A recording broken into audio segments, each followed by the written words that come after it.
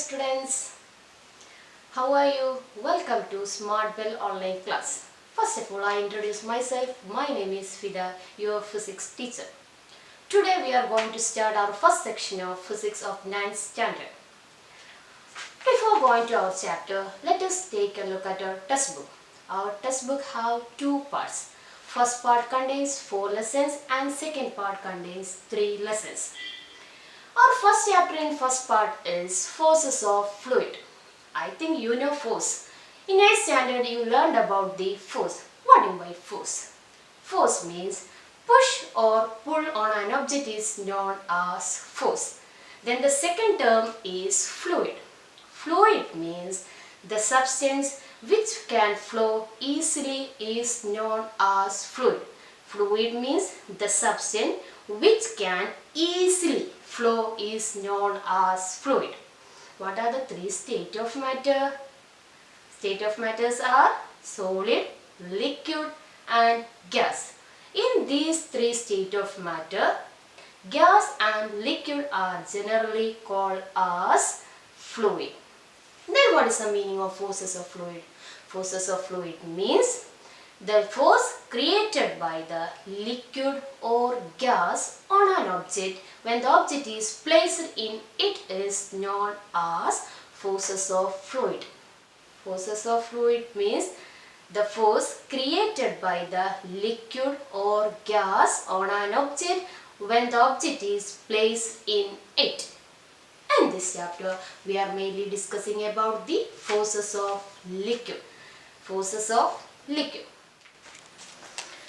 Our first activity to prove that the water can exert a force on an object when the object is placed on the surface of the water.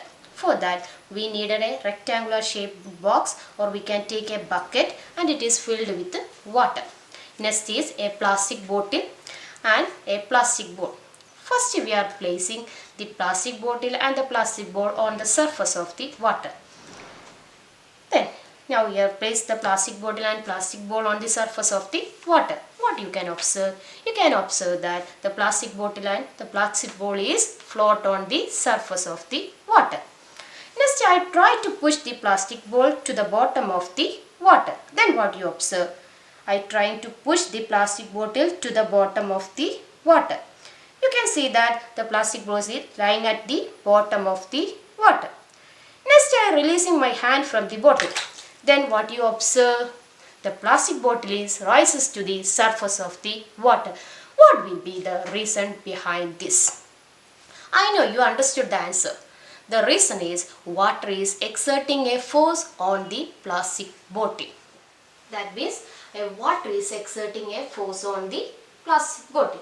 The same experience you feel when you are pushing the plastic bowl to the bottom of the water, then the plastic bowl will be also rises to the surface of the water. Let us look at another example. All of you listen to this figure. A boy is trying to lift a stone from the water. The second figure, the same boy is lifting the stone in the air. When we trying to lift a stone lying under the bottom of the water, we feel the weight of the stone is light as long as it is inside the water. If you are lifted the stone from water to air, the same stone feels too much heavier than when it is inside the water. Then what will be the difference? What will be the reason of reduces the weight of the stone inside the water? The reason is same, water is exerting a force on that object. That is, water is exerting a force on that object. Due to that, the stone and the object will be lose his weight. You can feel the same experience while draw the water from a well or while swimming in swimming pool. While during the bath time, you can feel the same experience. From this all the examples, we can conclude that when an object is submerged in water, submerged means immersed, submerged means immersed in water, the water exerts a force on it. Due to that, the object feels lighter. The force created by the water on an object is known as buoyancy. That is known as buoyancy. This is the first topic of our chapter.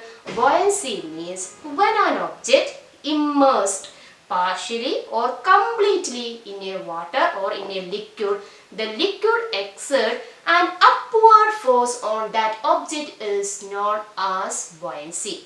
Repeating again, buoyancy means when an object partially or completely immersed in a liquid, the liquid exerts an upward force on it that is known as buoyancy.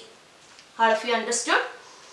Then, next one is we are looking at what are the two forces. If there is any other forces acting on an object when the object is placed on the surface of the water.